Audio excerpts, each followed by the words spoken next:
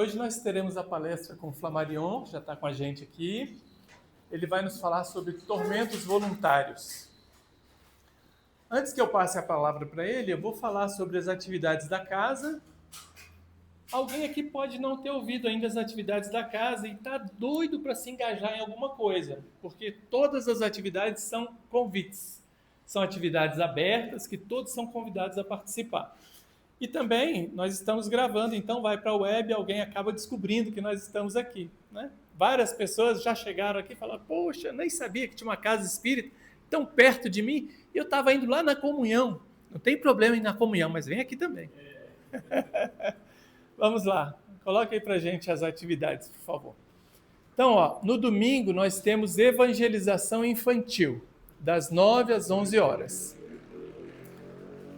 Todas as pessoas que tiverem crianças, até adolescentes, quiserem trazer aqui um amigo, um parente, todo domingo a gente tem atividade aqui para as crianças com a evangelização, tá? O Evangelho, leitura e reflexão. Reflexões. Nós temos aqui, na segunda-feira, ali é segunda-feira também, né? Tá, desculpa, viu, gente? Aqui, é segunda-feira e segunda-feira aqui também. Nós temos às 19, nós temos de manhã antes. Nós temos, então, das 10 às 10h30 e 19h30 às 20 horas. Depois a gente vai corrigir ali. Fique à vontade. Fique à vontade. Tudo bem? Fique à vontade. Prazer recebê-los. Então, nós temos esse evangelho, então, 2 vezes na segunda-feira, pela manhã e à noite. Quem estiver passando aqui pelo mercado, foi só ali na farmácia, sobe aqui, vem fazer uma pequena reflexão com a gente. É bem rapidinho, é como se fosse um evangelho no lar. A gente dá aquela respirada, aquela harmonizada, e segunda-feira já começa a semana bem, né? O estudo sistematizado da doutrina espírita, que acontece todo sábado a partir das 17 horas. É um estudo que está aberto para todos que desejarem conhecer um pouco mais da doutrina. O estudo sistematizado da doutrina não é apenas para espíritas, é para qualquer pessoa que queira conhecer a doutrina. Então, às vezes a pessoa fica meio acanhada, eu não sei muito, eu não conheço. Ótimo, venha conhecer, porque é aberto para todo mundo conhecer, né? O estudo é livre, não precisa a pessoa falar, eu preciso ser espírita primeiro. Não, qualquer pessoa pode participar do estudo. Se você já estudou muito e sabe muito, ótimo, venha também para ajudar a ensinar aqueles que estão começando, não é? Então, o estudo é livre e aberto para todos, tá? O nosso bazar beneficente, que acontece de segunda a sexta-feira, na sala 216, aqui no final do corredor. Ele é presencial e é online. Quem quiser mais informações, liga para aquele númerozinho ali para saber sobre o horário de funcionamento, porque depende muito das voluntárias que abrem o bazar. Pulei a palestra? Palestra pública, quinta-feira, às 20 horas. Essa ininterrupta. Essa acontece sempre, viu, gente? Pode cair até no Natal, a gente está aqui, não tem problema. Todos os dias, quinta-feira, 20 horas. Chocolate fraterno. Na primeira quarta-feira do mês, às 20 horas, nós nos reunimos aqui, a gente traz um lanche e fazemos uma prece aqui de preparação. Depois a gente vai lá na UPA de São Sebastião e distribui esse lanche para aquelas pessoas que estão ali, às vezes, o dia todo esperando um atendimento, os médicos que estão ali atendendo, os atendentes, o motorista da ambulância, o transeunte, o morador de rua, todo mundo que está ali por perto recebe um lanchezinho, recebe uma mensagem e são... Oi, querido, fique à vontade. Então, assim, todos recebem lá o lanchezinho e uma mensagem. Temos vários relatos de pessoas que receberam lá uma mensagem e acabaram sentando aqui com a gente para estudar. Foi bem bacana. O nosso projeto Almofadas do Coração, na primeira e terceira quarta-feira do mês. Aconteceu ontem, né? E toda primeira e terceira quarta-feira, nessa sala aqui, a partir das 14h30, onde voluntárias se reúnem aqui, tem umas máquinas de costura escondidinhas nessa porta aqui, ó. A gente puxa para fora aqui E aí são confeccionadas almofadas em formato de coração, mais ou menos desse tamanho. Depois a gente podia deixar uma aqui, né, para mostrar. Essas almofadas a gente distribui na rede pública de saúde para mulheres mastectomizadas. Elas colocam aqui debaixo da axila e ajuda no pós-operatório. Temos vários relatos de mulheres que receberam e adoraram a almofada, adoraram o cartãozinho que vai com a mensagem. E eu acho que devem ter adorado principalmente a vibração que vai junto com essa almofada, né? São confeccionadas aqui com muito amor. Vamos então à nossa leitura da noite. Alguém gostaria de fazer a leitura? A oficial tá aí. Se eu ficar em pé, oficial, porque eu não estou enxergando hoje no tempo aqui. Tá bom. Alguém quer fazer? Você lê? Tá. Os tormentos voluntários. Vive o homem incessantemente em busca da felicidade, que também incessantemente lhe foge, porque felicidade sem mescla não se encontra na terra.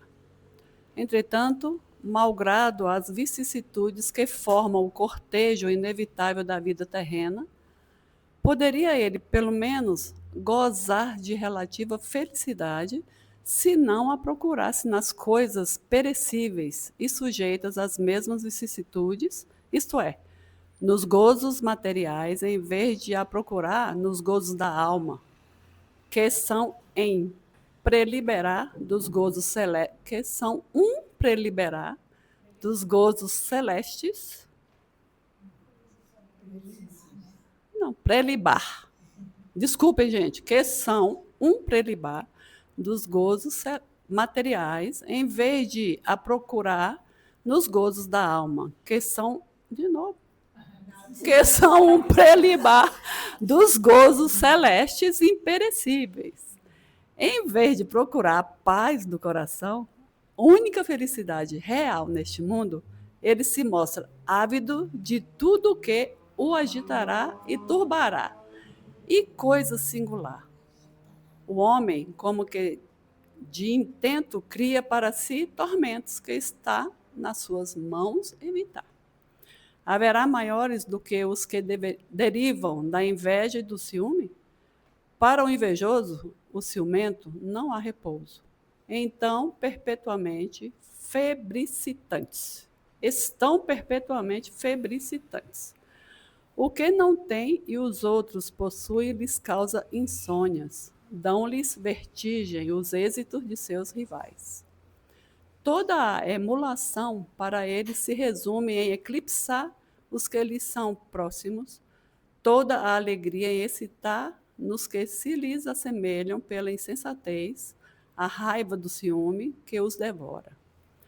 Pobres insensatos, com efeito que não imaginam sequer que, amanhã, talvez, terão de largar todas essas frioleiras cuja cobiça lhes envenena a vida. Não é a eles, de certo, que se aplicam estas palavras. Bem-aventurados os aflitos, pois que serão consolados, visto que as suas preocupações não são aquelas que têm no céu as compensações merecidas. Que de tormentos, ao contrário, se poupa aquele que sabe contentar-se com o que tem, que nota sem inveja o que não possui, que não procura parecer mais do que é. Esse é sempre rico, portanto, se olha para baixo de si e não para cima, vê sempre criaturas que têm menos do que ele. É calmo porque não cria para si necessidades quiméricas. E não será uma felicidade a calma em meio das tempestades da vida? Fenelon, Lyon, 1862. Mensagem de O Evangelho segundo o Espiritismo, de Allan Kardec.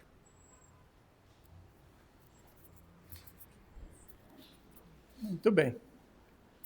Vamos fazer uma pequena prece e eu passo a palavra então para o Flammarion.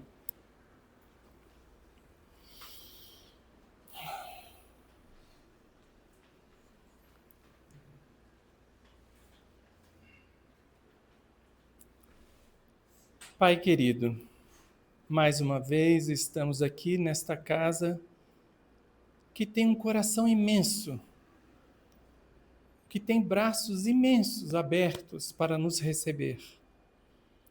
Esta casa que tem a espiritualidade sempre ao nosso lado, nos ajudando, nos intuindo, nos ajudando nessa caminhada que a cada dia somos levados a fazer.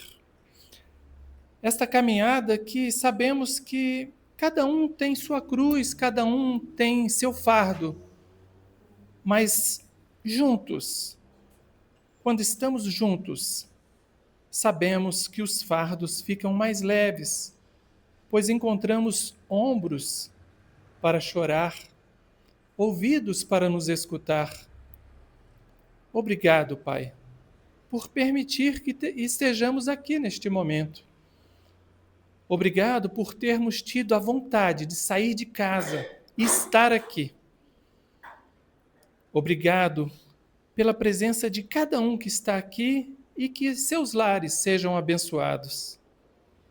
Que o nosso querido amigo Flammarion possa ser intuído um tanto mais para que traga para nós as palavras necessárias para a noite de hoje.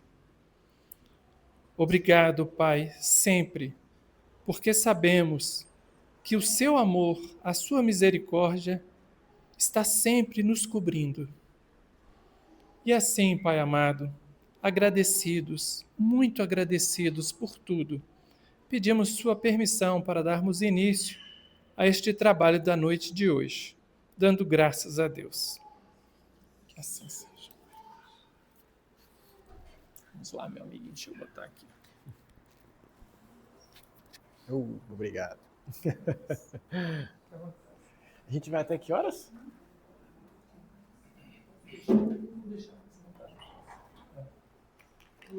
A gente vai até que horas? Um pouquinho antes das 9, mas nada muito. Tá ótimo. Em torno de 45 minutos.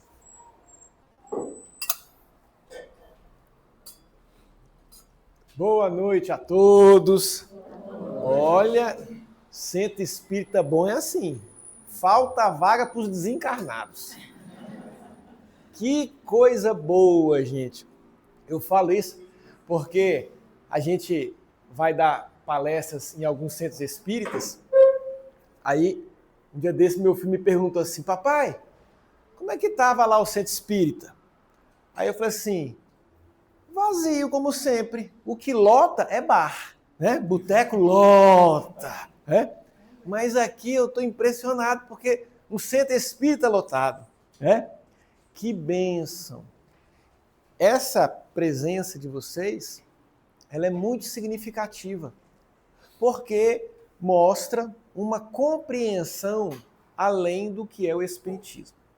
Nós estamos falando isso porque hoje em dia, na época da internet, né, depois da pandemia, algumas pessoas espíritas não estão entendendo o que é o centro espírita. Então acha que é só para assistir uma palestra. E aí fala assim, palestra por palestra, eu fico em casa. Eu posso ir lá no Geican ver um tal de Flammarion, ou eu posso ficar em casa e ver Divaldo Franco. Não é? Se fosse pela palestra, Divaldo Franco é melhor, não tem dúvida. Mas a casa espírita é mais do que a palestra. Aqui, nós estamos sendo alvos de fluidos espirituais, tanto na água fluidificada, como no passe. Muitas vezes, enquanto a gente está sentado aqui, estão sendo realizadas verdadeiras cirurgias espirituais. Às vezes a pessoa nem sabe porque chega aqui e dorme. É porque está sendo feita uma cirurgia. Ninguém precisa também trazer o travesseiro. Vamos tentar, né? Mas a casa espírita é um núcleo de amor, em que a gente começa a se relacionar com as pessoas. Então, pessoal, ser espírita é ir para a casa espírita. E isso tem muito a ver com o tema de hoje, que a gente já viu ali no comecinho, se refere a uma mensagem do Espírito Fenelon, que Allan Kardec selecionou e colocou no Evangelho segundo o Espiritismo, no capítulo 5, quando fala bem-aventurados os aflitos. Olha que interessante que Allan Kardec, ele recebeu mensagens mediúnicas de dezenas de centros espíritas diferentes de todo o país, de todo o planeta, com centenas de médiuns, milhares de mensagens, e ele então começa a ler essas mensagens, e assim ele, em 57, ele faz o Livro dos Espíritos, 59 o Livro dos Médiuns, e depois ele vai para o Evangelho segundo o Espiritismo. Quando chega no Evangelho segundo o Espiritismo, ele vai abordar a visão do Evangelho. Então, às vezes, algumas pessoas falam assim, vocês espíritas, vocês têm uma Bíblia de vocês, não é? Não, não é uma Bíblia nossa, não. A nossa Bíblia é a mesma Bíblia. O Novo Testamento é o mesmo. O que tem em o Evangelho segundo o Espiritismo é a forma de interpretar o que Jesus disse. Então, muitas vezes, as pessoas vão olhar e vão falar assim, Jesus falou isso aqui, eu não entendi, foi nada. Então, Allan Kardec vai ensinar a gente a interpretar as palavras do Cristo à luz do Espiritismo. E por algum motivo ele olhou essa mensagem de Fenelon e falou assim, ó, essa aqui precisa ir como instrução dos Espíritos. E o que tem de mais nessa mensagem de Fenelon? Se a gente for se debruçar na mensagem, a gente vai perceber que tem uma reflexão muito interessante a respeito dessa questão das bem-aventuranças, em especial a respeito da nossa aflição, que toda aflição tem um fim, não é? Não existe mal que dure para sempre. Já ouviram essa expressão? Pois bem, como não tem mal que dure para sempre, a gente já começa a entender porque Jesus falava bem-aventurados os aflitos, porque serão consolados. Em algumas traduções, bem-aventurados os que choram. Tanto faz, a gente entendeu muito bem o que é sofrimento, né? A gente já ouviu falar, a gente viu no Netflix o que é sofrimento, né? Aqui ninguém nunca sofreu, né? Que coisa boa. Então todos nós temos tormentos. Agora, o que Fenelon vem falar é que existem alguns tormentos voluntários. Voluntários? O termo voluntário nos traz vontade. A gente tem vontade de sofrer? Tem alguns tormentos que sim. Então vamos entender primeiro o nosso olhar espírita. Porque acontece muito da gente estudar o Espiritismo, entender o que seja o Espiritismo, mas não virar chave. Como assim não virar chave? Eu estudo o Espiritismo, vejo a questão da reencarnação, vejo a atuação dos espíritos, a influência deles no mundo espiritual, digo que acredito, a mente concorda porque é racional, mas eu não virei a chave. Isso acontece muito. Muito, muito, muito. Porque virar a chave é mudar o que Allan Kardec chamou no capítulo 2 de o ponto de vista. Ele diz assim, olha que profundo, gente, principalmente para alguém que nesse momento está sentindo alguma dificuldade, alguma dor, a perda de um ente querido. Tem uma frase que eu acho uma das mais lindas de Allan Kardec. Eu tenho a mania de, toda vez que eu leio um livro, eu digo assim, ó, eu tenho que, pelo menos uma frase de qualquer livro, eu tenho que ficar. E aí, às vezes, eu estou lendo um livro e falo, nossa, essa frase é linda. Aí eu sublinho e falo assim, essa aqui pagou o livro, né?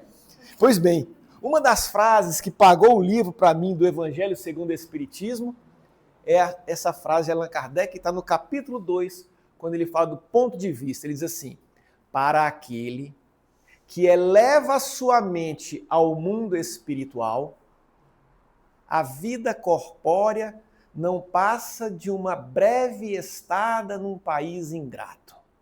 Gente, essa frase é linda. Por que ela é linda? Porque a gente tem uma tendência a entender muito bem o que falam lá dos espíritos, do mundo espiritual, mas o que eu quero viver mesmo é essa aqui. Sei lá, não é assim?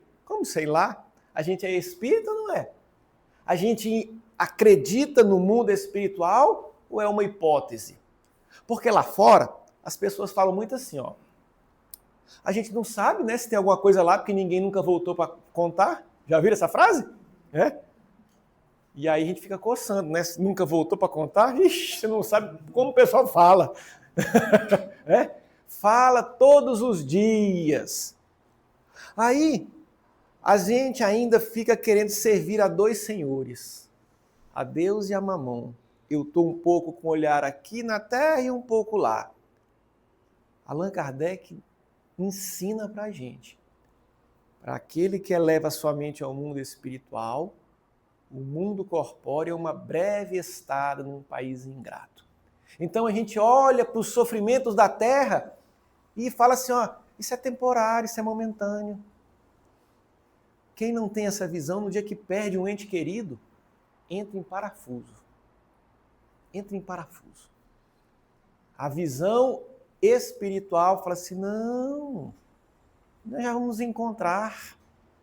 E vamos mais além, todos nós somos condenados à felicidade. Imagina, não vai ficar ninguém para trás? Não.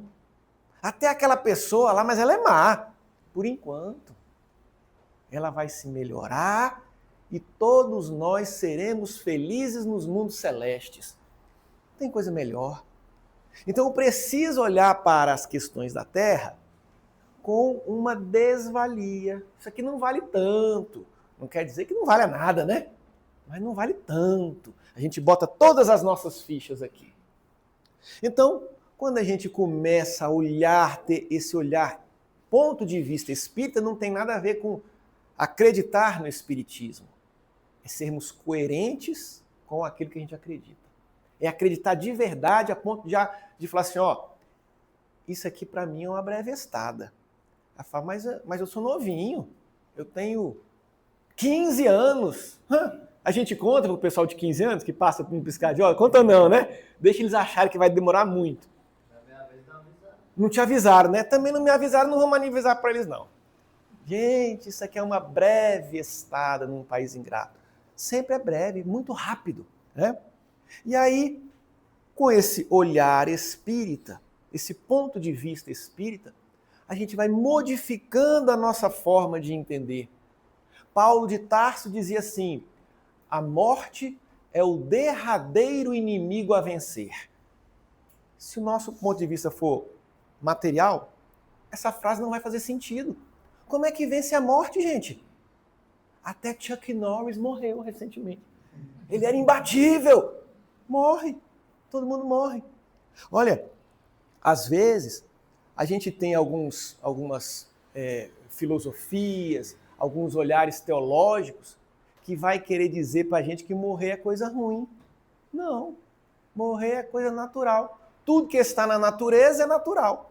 Então não tem nada de errado em morrer. Uma vez eu estava em um hospital, né? A gente faz um trabalho voluntário lá, e aí eu vi lá uma pessoa que estava em estado terminal de câncer. Estava desencarnando. Depois de um tempo que a gente vai vendo, já sabe quando está na hora de desencarne, né? E aí eu cheguei lá para a pessoa que estava do lado, assim, posso fazer uma oração? A pessoa assim, pode, mas ele não vai morrer não. Eu falei, coisa boa, hein? Então tá bom, tá garantido, né? Eu falei, não vai não, porque veio um sacerdote, não precisa falar que religião que é, porque pouco importa, né? Veio aqui, orou, falou que a fé dele vai salvar ele e disse que vai ficar bom.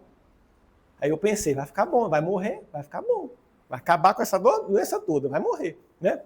Eu falei, mas você não se importa de eu fazer uma oração? Não, pode fazer oração. Aí a gente estava lá, daqui a pouco desencarnou. Na hora que desencarnou, o parente desesperou. Mas como? Ele falou, o sacerdote X lá falou que não ia morrer, que ia ficar bom. Olha que coisa. Aí a gente vê ideias como surgem, como se você tiver fé, não vai morrer. Não tem nada disso, gente. Quem tem fé morre também. A fé é a compreensão de que Deus é amor, de que Deus é Pai, de que ninguém vai ficar abandonado. Olha que coisa diferente a forma de olhar, não é? Então, O Espiritismo, ele traz para a gente uma forma diferente de olhar. Por exemplo, vamos pensar na questão do Cristo. Jesus, para alguns olhares teológicos, Jesus nasceu em Belém, não é Belém do Pará, hein, gente? Belém da Judéia, né? Nasceu em Belém da Judéia e ainda há nada que chama ele de Galileu, né? Mas por quê? Porque ele nasceu em Belém da Judéia, mas ele cresceu em Nazaré da Galileia. Então, por isso é que ele é chamado Nazareno, né? Mas, para algumas pessoas, a história do Cristo nasce em Belém e se encerra na cruz. Para o espírita, entende que não. O espírita entende que a história do Cristo já era bem antes. Ele já era espírito puro antes do planeta se formar. Então, Deus, e Jesus era médium de Deus, porque já era espírito puro, já se conectava com Deus, designou Jesus para cuidar do planeta Terra e preparar para receber uma turminha. Gente, aí é que eu queria conversar com vocês, é tão triste nessa hora. Porque o Espírito Emmanuel esclarece na obra O Consolador. Essa obra foi o seguinte: os espíritas, amigos de Chico, falaram assim: Chico, se a gente fizer algumas perguntas, o Espírito Emmanuel responde? Aí ele falou assim: deixa eu perguntar, meu irmão. E aí perguntou, e Emmanuel falou: pode perguntar aí que eu, né, dou meu ponto de vista, né? E aí numa dessa, Emmanuel esclareceu que nós que estamos na condição de seres humanos neste planeta, nem somos daqui. Nós somos oriundos de um outro planeta. Essa nossa escala evolutiva, né, ali da animalidade, surgindo para o estado do ser humano, que é quando a gente... Vamos pensar aqui, ó. A planta tem vida? Tem, não tem? Ela nasce, cresce, reproduz e morre. O animal tem vida? Tem. Nasce, cresce, reproduz e morre. O ser humano também, a mesma coisa. Só que são graus evolutivos diferentes. A planta não tem inteligência, mas aquele princípio espiritual vai desenvolvendo. Quando chega com a inteligência, ele passa a estar em corpos animais. O nosso cachorrinho tem inteligência, não tem? A minha cachorrinha, a fantasma, ela é fantasma porque, quando eu falo que eu sou espírita, o pessoal fala assim: você vê fantasma? E eu não via fantasma, eu ficava tão triste. Agora eu botei o nome do cachorrinho, é fantasma. Você vê fantasma? Você é espírita, você vê fantasma? Vejo. E ela dá patinha. Né? E aí, a fantasma chegou lá, a gente está comendo, ela larga o que for, porque ela tem uma preferência por Uber. Toda vez que passa o Uber, ela late. Mas na hora que eu abri um pacote de biscoito, ela deixa o Uber de lado e vai lá, ó espertinho, ó, dá a patinha. Espertinho. Já começa a ter os princípios da inteligência. Mas os seres vão desenvolvendo a sua inteligência e chega um momento que ele desenvolve o senso moral. Saber distinguir o que é certo do que é errado. Nesse momento, o princípio espiritual passa à condição de espírito. Então, já começa a estar no estado de humanidade. Esse período todo, nós não estávamos aqui. Nós chegamos no planeta já na condição de espíritos. Nós desenvolvemos essa evolução em outro planeta. Pois bem, diz Emmanuel que nós somos espíritos réprobos. Gente, vocês sabem o que é réprobo? Réprobo é quem reprovou. A gente era a turma do fundão. Aquele pessoal que fazia bagunça, que, meu Deus do céu. Tem professor aqui? Algum professor? Não. Tem? Professor não aguenta a turma do fundão. Fala, meu Deus do céu, Senhor, meu Deus do céu. Senhor, leva para sua honra e glória. É? A gente era a turma do fundão. Aqueles que foram exilados. E quando o Espírito puro, governante dos planetas, falaram assim, ó, eu tenho uma turminha aqui que não passou, reprovou. E aí Jesus falou assim, pode mandar para cá, eles vão habitar aqui, ó, e eu vou caminhar com eles. A gente já ouviu falar de transição planetária, não é? Transição planetária, os espíritos empedernidos no mal, eles não vão mais reencarnar na Terra. Eles vão ser levados para lá, né? E a gente apontando, que absurdo, que absurdo. Éramos nós, né? Então, ótimo. Quando a gente entende que nós todos somos espíritos réprobos, que todos nós erramos, é natural que a gente entenda que as pessoas ainda não têm essa visão espiritual. E aí, Jesus, a visão que nós temos de Jesus é diferente, por exemplo, da Igreja Católica. Para ela, Jesus é Deus, não é? Para nós espíritas, entendemos que não. Jesus é o Espírito puro, governador terrestre, que Deus enviou para nos servir de guia e modelo. Toda vez que a gente tiver alguma dúvida, às vezes a gente tem problemas, né, morais difíceis, né? A gente fica coçando a cabeça assim, qual que é o certo? O que eu devo fazer? A pergunta é, o que Jesus faria? E aí isso vai trazer um despertar para a nossa consciência. Porque tem muita coisa aí que é bonitinho, que é acolher, é fofo, né? É fofes, é hashtag gratiluz, mas não é cristão.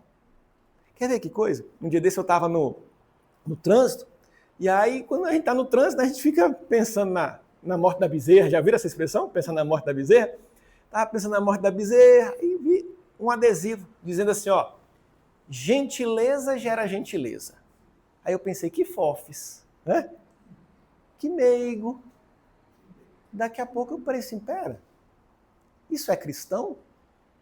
Porque gentileza gera gentileza está dizendo o seguinte, se você for gentil comigo do trânsito, eu serei gentil com você. É uma ideia de reciprocidade. Isso não é cristão. Jesus dizia assim, ó, ama incondicionalmente. Ama até seu inimigo. Se ele der um tapa na face direita, oferece à esquerda. Se ele quiser que você vá 1000 passos com ele, vai 2000. Se ele quiser sua túnica, dá também a capa. Tá vendo que é diferente? Então, para nós olharmos e compreendermos o Cristo, é diferente sim. Então, para a visão de que Jesus nasceu, a história de Jesus começa em Belém e se encerra na cruz, e o ápice da vida dele foi o sacrifício, vai ter uma percepção de Jesus.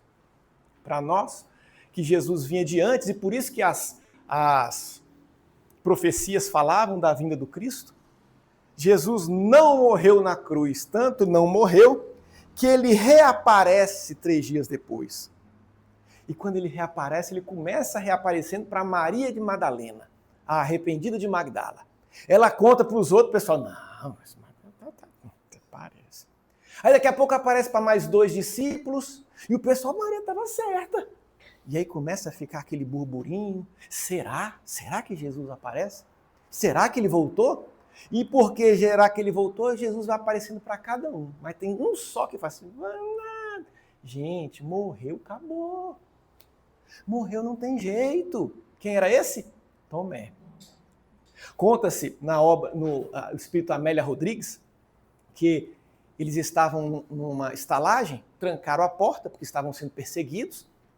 E aí, as pessoas tentando convencer Tomé, os discípulos, falando assim, ele apareceu e tal. E Tomé, gente, vocês estão, ó, birutinha, vocês estão pinel. Morreu, acabou. Olha, eu só vou acreditar se eu tocar nas chagas de Cristo. E nessa hora, gente, se materializa atrás dele o Cristo. Agora imagina o climão. Imagina o pessoal assim, Tomé, olha. E ele fala assim, eu quero botar o dedo assim, ó, no buraco onde perfurou a lança. E o pessoal, Tomé, olha ali. Na hora que ele vê Jesus, ele cai de joelhos, envergonhado. E ainda para tornar mais forte aquilo, Jesus estica a mão para ele e fala assim, toca, Tomé. Nossa. Ele começa a chorar. Ele fala assim, não, Senhor, agora eu creio. Toca, Tomé. Toca. Não, Senhor, por favor. Não. Agora eu creio. Creste porque viste. Bem-aventurado aquele que não viu e creu.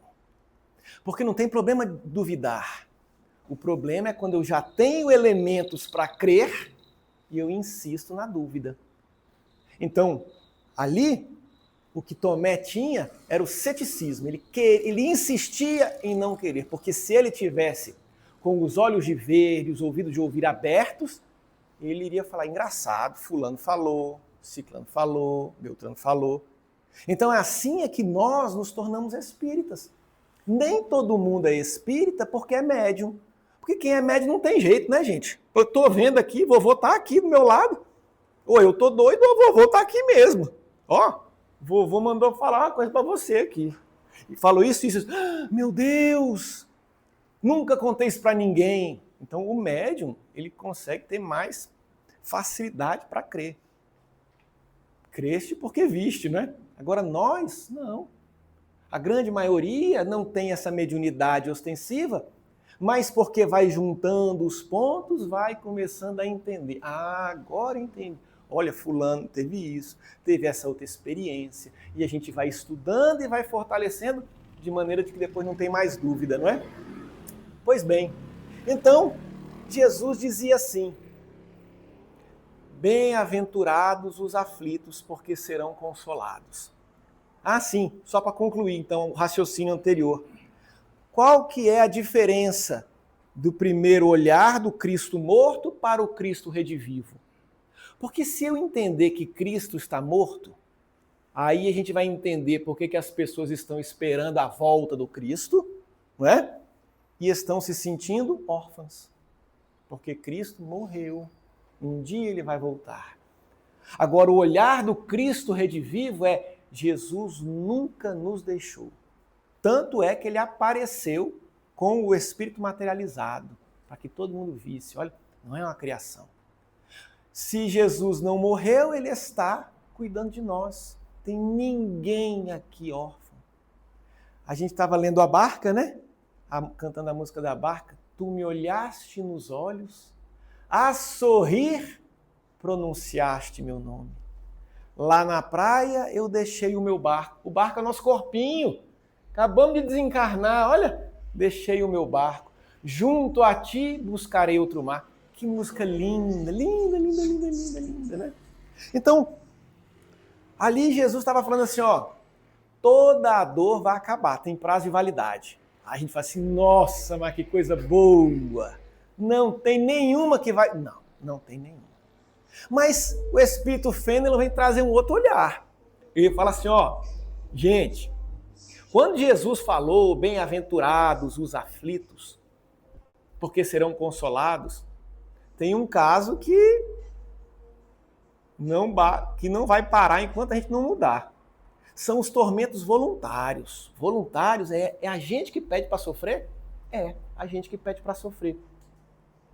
Quando é a gente que está pedindo para sofrer, não vai parar à toa assim, não. Então, por exemplo, se eu tiver uma doença, essa doença é só enquanto eu estou aqui na Terra. No dia que a gente desencarna, o corpo doente fica aqui e eu apareço são, com o corpo perfeito, não é? No mundo espiritual. Essa doença teve prazo de validade. Se eu não consigo ser feliz porque eu perdi um ente querido, na hora que a gente desencarna, a gente abre os olhos, essa lei de atração fala assim, você aqui, vim te buscar. Na mesma hora para o sofrimento. Então todos os sofrimentos são terrenos, mas tem um olhar que Fênelon esclarece, que são os tormentos voluntários. Tem tormento que a gente sofre, é porque a gente que pede mesmo. E aí ele vai dizer, por exemplo, inveja. Pessoal, inveja é uma coisa, não é? Interessante, às vezes a pessoa quer prejudicar o outro e vai lá e fala mal do outro, assim, ó, olha, fulano fez isso. Vai pro chefe e faz futrica. Eles nem sabem. A melhor forma de prejudicar os outros é falando bem. Porque dá uma inveja danada. Você chegar pro chefe e falar assim, chefe, fulano é muito competente. Ah, não pode. As pessoas ainda têm inveja. Elas se machucam de ver o sucesso alheio. E aí, Fenelon traz esse olhar. Por exemplo, o invejoso, não adianta desencarnar porque ele vai continuar invejoso.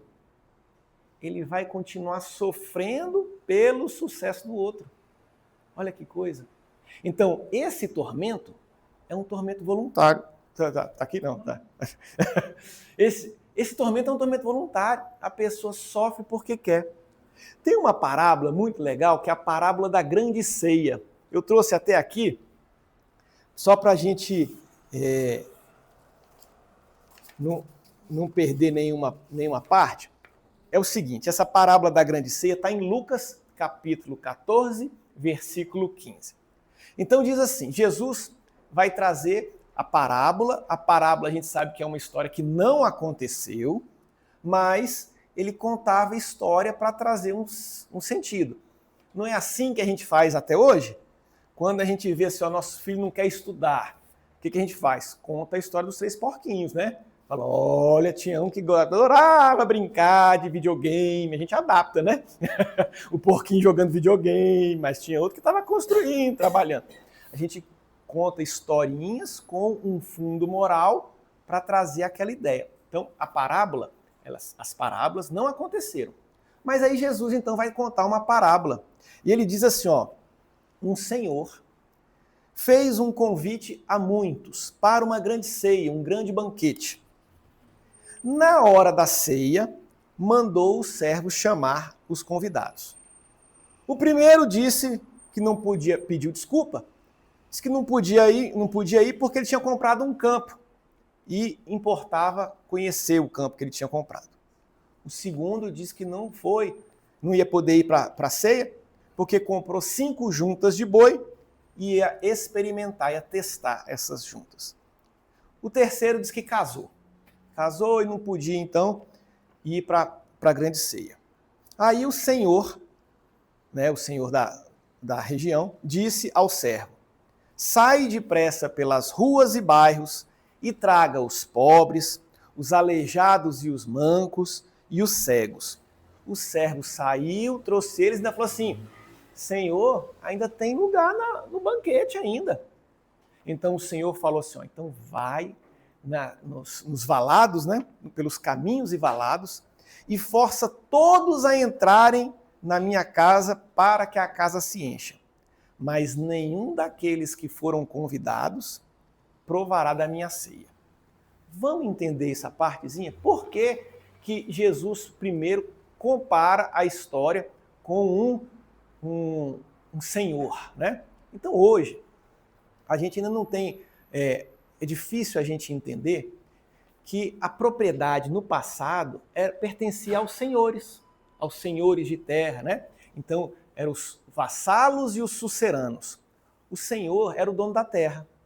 Então, ele, na condição de dono da terra, a gente que era servo, que era vassalo, pedia para trabalhar a terra dos senhores. E era autorizado. Falava assim, ó, eu deixo você usar esse tanto de terra, mas metade da sua produção é minha, ou tantos por cento da produção é minha, né? Então, nessa parábola, quem é o Senhor? É Deus, né? O Senhor é Deus. E a grande ceia é a grande festa de Deus.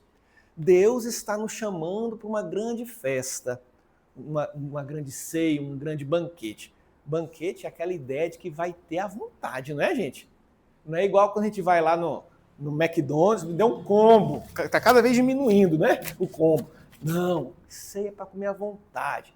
Então, o Senhor está nos chamando para a grande ceia, que é essa condição espiritual boa, a salvação, como dizem alguns, né?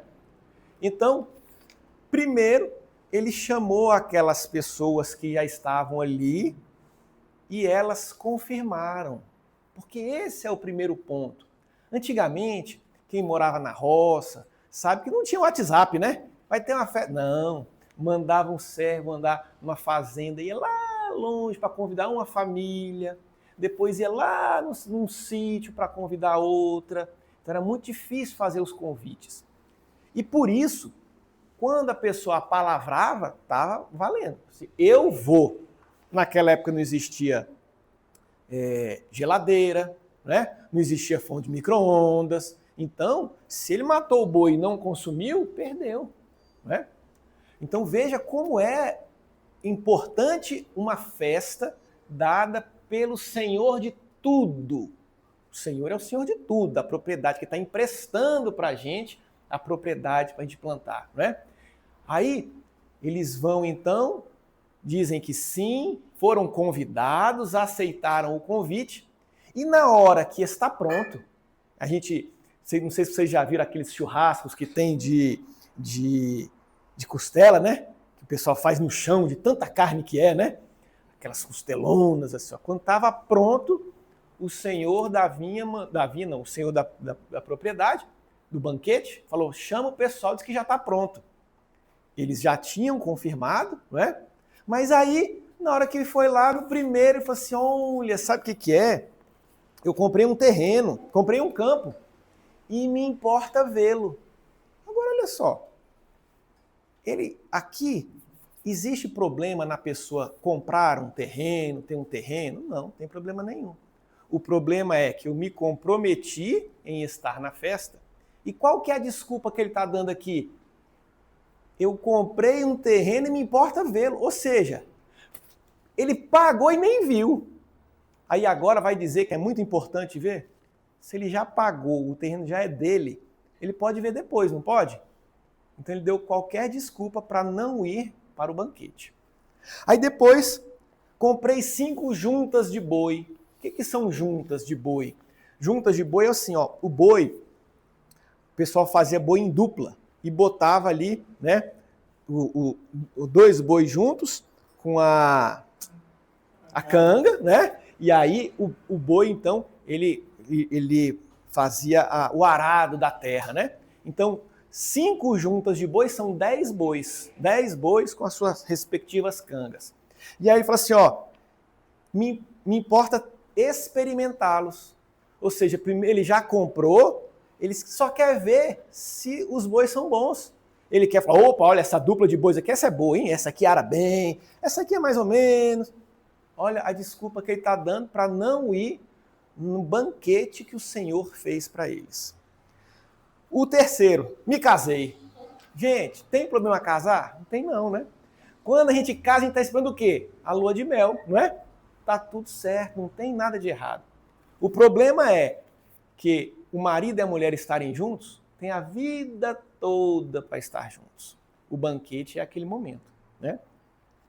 E aí, então, já que eles foram chamados, se comprometeram e não quiseram, aí o Senhor manda chamar então quem? Os pobres. Por que os pobres? Os aleijados e mancos. Por que aleijados e mancos? E os cegos? A gente vai entender que existem 3 P's. São os 3 P's que nós precisamos aprender para nos livrar das tentações do querer. Lembra de Jesus antes de começar o ministério dele? Antes dele começar o ministério dele, Jesus foi ao deserto e lá encontrou o diabo e passou as tentações, não é assim? 3 tentações. Depois que ele passou pelas tentações, é que ele falou assim, agora eu estou pronto para começar o meu ministério. Quais eram as tentações? Primeiro, o pão. Ele passou lá um tempão no deserto, com sede, com fome. Apareceu o diabo e falou assim, você não quer um pãozinho, não? Ah, isso aqui é uma manteiguinha. Prazer, não é? É o prazer. Jesus disse, nem só de pão viverá o homem. Forte, né? Aí acho que é daí que veio o pão que o diabo amassou, né? Comeu o pão que o diabo amassou. Jesus não comeu, né? Resistiu, então, ao primeiro P, prazer. Depois, o diabo fala assim, você é que é o filho de Deus? Então pula daqui, ó, pula desse penhasco aqui, fica tranquilo, que se você tem esse poder mesmo, os anjos vão te segurar. Jesus também resistiu a isso. Ele não queria mostrar poder. Olha o segundo P. Prazer, o primeiro. Poder. E depois o diabo oferece reinos. Reinos é posse. Então esses 3 Pzinhos, prazer, poder e posse, a gente vai rever eles aqui nessa parábola. Olha que coisa. Então quando ele fala assim, ó, comprei um campo, é o que? Posse. Né?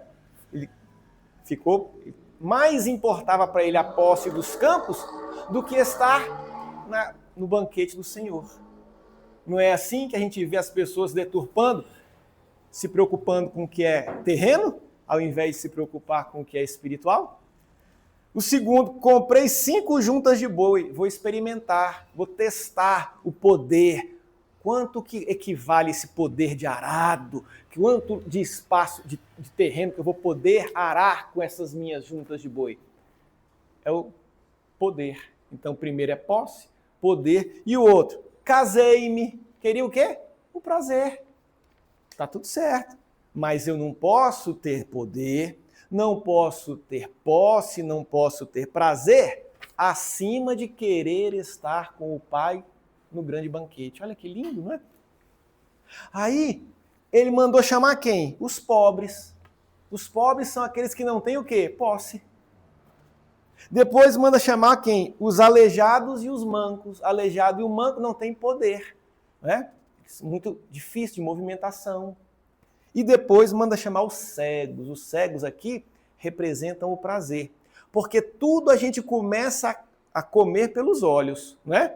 Eu fui aqui na padaria, metade da padaria eu já comi com os olhos. Já, olha isso aqui, né? A gente come com os olhos.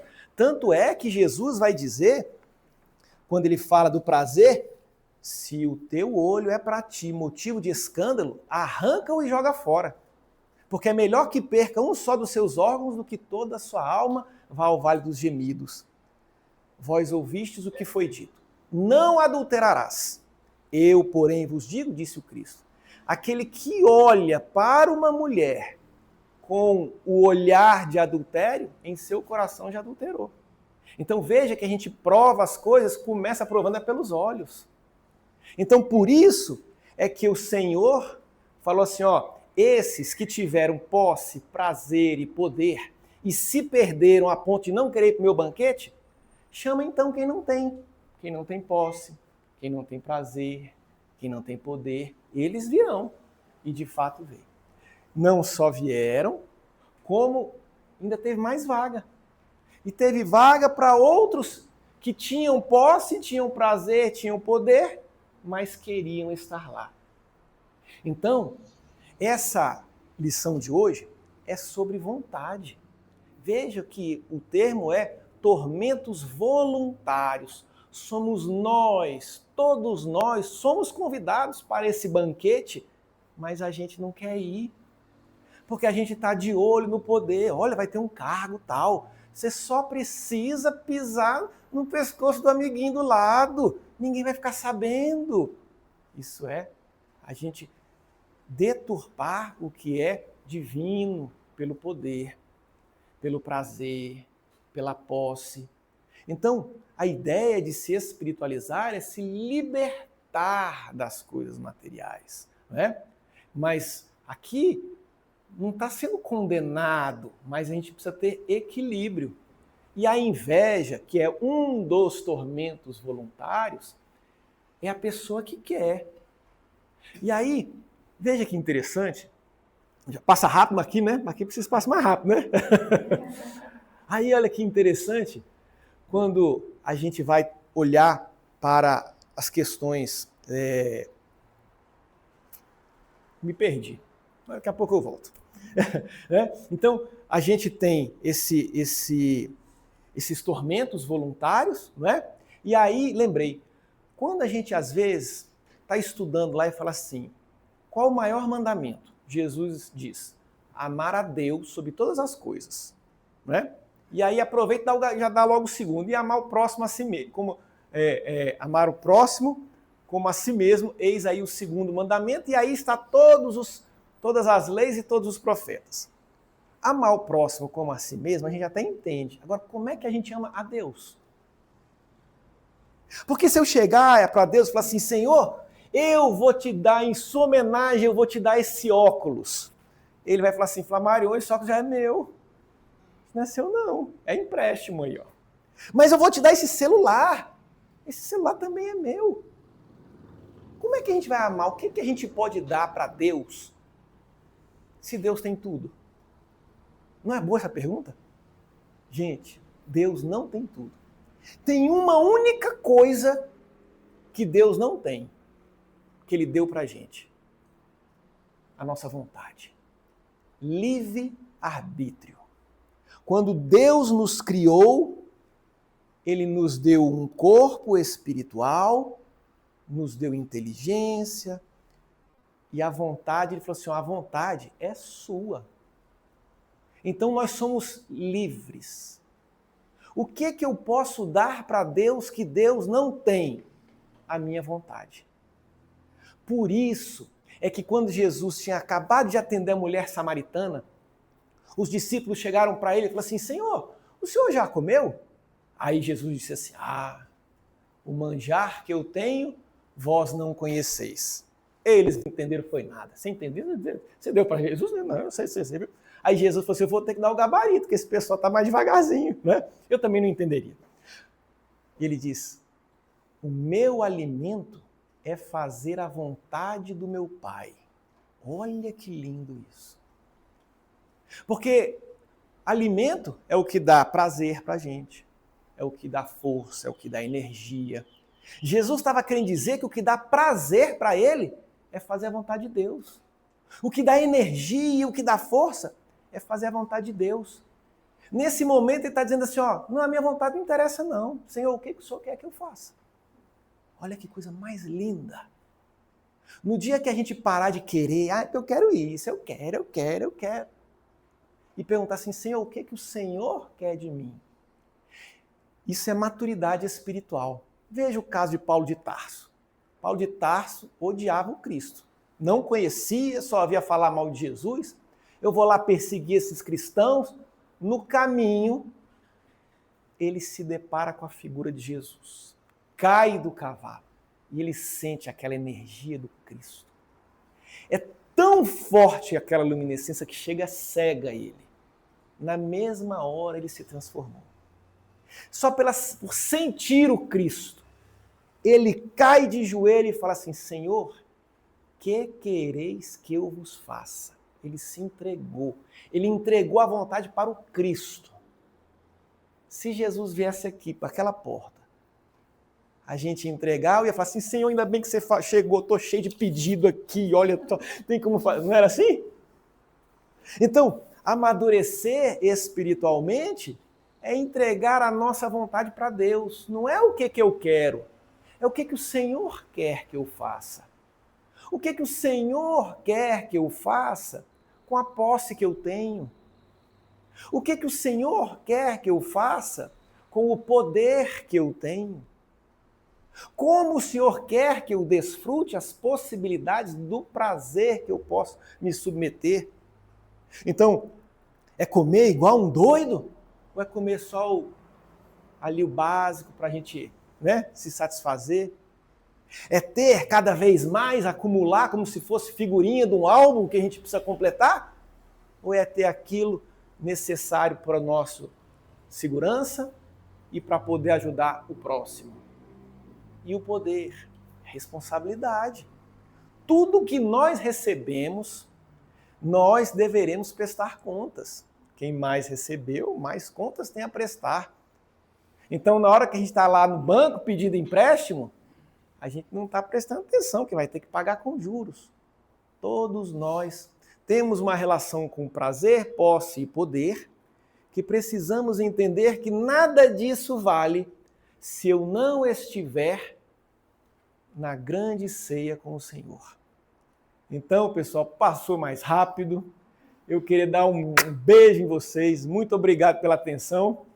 E não vamos nos permitir entrarmos em tormentas que a gente que está optando por elas. Já não basta as que a gente tem que vivenciar, né? Obrigado. Obrigado. Obrigado. Só agradecer, né, gente? A presença do nosso amigo trouxe muitas reflexões para a gente.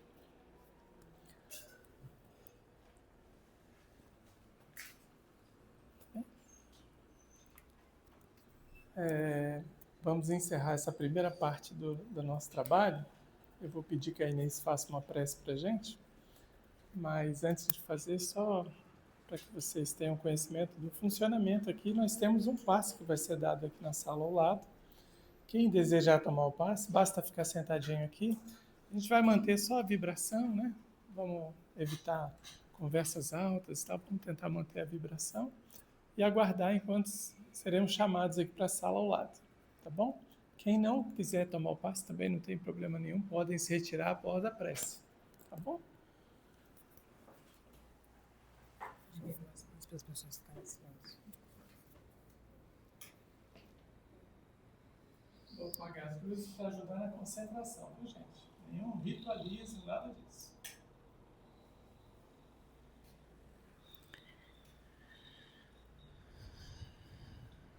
Elevemos os nossos mais sinceros sentimentos a Jesus. E numa prece de gratidão, em uníssono com a espiritualidade amiga desta casa,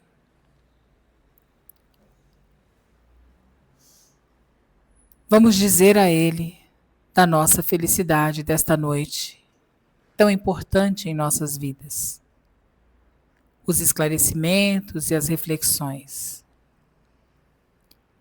que trouxeram para os nossos corações o acalento, a coragem, a resignação, o pensamento de que devemos ser e estar com Jesus, tanto quanto Ele está conosco em todos os momentos.